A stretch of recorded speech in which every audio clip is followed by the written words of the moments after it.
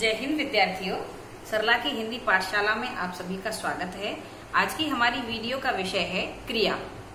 10th के विद्यार्थियों के लिए क्रिया का एक विशेष टॉपिक रहता है जिसका 4 नंबर का वेटेज रहता है।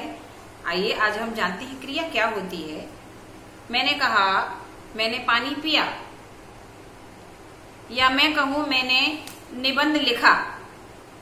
अब यहाँ प्रश्न पूछा जाए मैंने क्या किया, पानी पिया।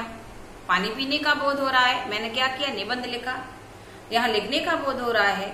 जब किसी भी कार्य के करने या होने का बोध जिन शब्दों से होता हो वे शब्द क्रिया कहलाते हैं। 10th के विद्यार्थियों के लिए जिस प्रकार की क्रियाएं निर्धारित की गई हैं हम उन्हीं का अध्ययन करेंगे। हमारी जो क्रियाएं होती हैं 2 प्रकार की होती हैं, सकर्मक क्रिया और अकर्मक क्रिया। ऐसी क्रियाएं जिन क्रियाओं का फल कर्ता में न होकर किसी दूसरी वस्तु पर पड़ता है, ऐसी क्रियाएं सकर्मक होती हैं।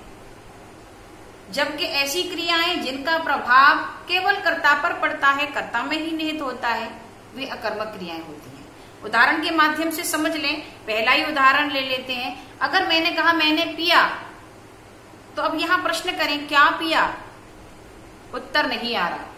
जब उत्तर नहीं आ रहा अर्थात यहाँ पर आपका कर्म गायब है। जहां पर कर्म गायब होता है वो अकर्मक क्रिया होती है। अब मैंने कहा मैंने पानी पिया, अब प्रश्न पूछा मैंने क्या पिया, पानी पिया, तो यहाँ पानी उत्तर निकल रहा है। जब उत्तर आ रहा है तो यह उत्तर जो है पानी कर्म है, अर्थात यहाँ पीने की क्रिया सकर्मक है। कुछ क्रियाएं ऐसी होती हैं जो हर एक कंडीशन में अकर्मक ही रहती हैं। कुछ क्रियाएं ऐसी होती हैं जो हर परिस्थिति स्थिति में हर कंडीशन में अकर्मक भी हो सकती हैं और सकर्मक भी हो सकती हैं। उनका निर्माण किया जा सकता है वाक्य के अनुरूप। यहाँ कुछ वाक्यों के उदाहरण दिए जा रहे हैं। यहाँ देखें, राम ने पाठ पढ़ा और राम ने पढ़ा। ये पढ़ना क्रिया है जो सकर्मक क्रिया में भी है और अकर्मक क्रिया में भी परिवर्तित की गई है।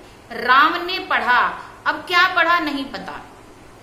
यहाँ पढ़ने की क्रिया अकर्मक है क्योंकि यहाँ कर्म गायब है। दूसरे वाक्य में राम ने पाठ पढ़ा। अब प्रश्न पूछा हमने राम ने क्या पढ़ा, उत्तर आया पाठ। रेखांकित जो स्थान है वो कर्म है, अर्थात यहाँ पढ़ने की जो क्रिया है वो आपकी सकर्मक है। आगे के उदाहरण देखें। माँ ने भोजन खिलाया। माँ ने क्या खिलाया, उत्तर आया भोजन। भोजन आपका कर्म है, यहाँ खिलाने की क्रिया सकर्मक है। माँ ने बालक को भोजन कराया। इस वाक्य को ध्यान से देखें। माँ ने क्या खिलाया, भोजन। किसको खिलाया, बालक को। यहाँ एक एक नहीं 2-2 कर्म हैं। जहाँ 2-2 कर्म होते हैं ऐसी क्रिया द्विकर्मक क्रिया होती है। वो क्रिया सकर्मक तो है ही लेकिन वो द्विकर्मक है क्योंकि 2-2 कर्म होते हैं। कुछ क्रियाएं ऐसी होती हैं जो हमेशा अकर्मक रहती हैं, जिनका प्रभाव केवल कर्ता पर पड़ता है, कर्म होता ही नहीं जिनके साथ। जैसे हम कहें उड़ना, बैठना, सोना, हंसना, रोना, चलना, तैरना। ये सब क्रियाएं ऐसी हैं जो सकर्मक नहीं हो सकती, अकर्मक ही होती हैं क्योंकि इनका प्रभाव केवल कर्ता में निहित होता है। उदाहरण के लिए कहा जाए बच्चा सो रहा है। अब यहाँ प्रश्न पूछा जाए बच्चा क्यों सो रहा है, क्या सो रहा है, तो यह अजीब सा प्रश्न होगा, हास्यास्पद बात होगी।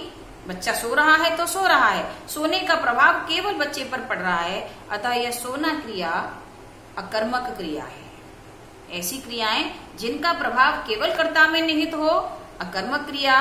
ऐसी क्रियाएं जिनका प्रभाव कर्ता को छोड़कर किसी अन्य वस्तु पर पड़ता हो, वो सकर्मक क्रिया कहलाती हैं। जय हिंद।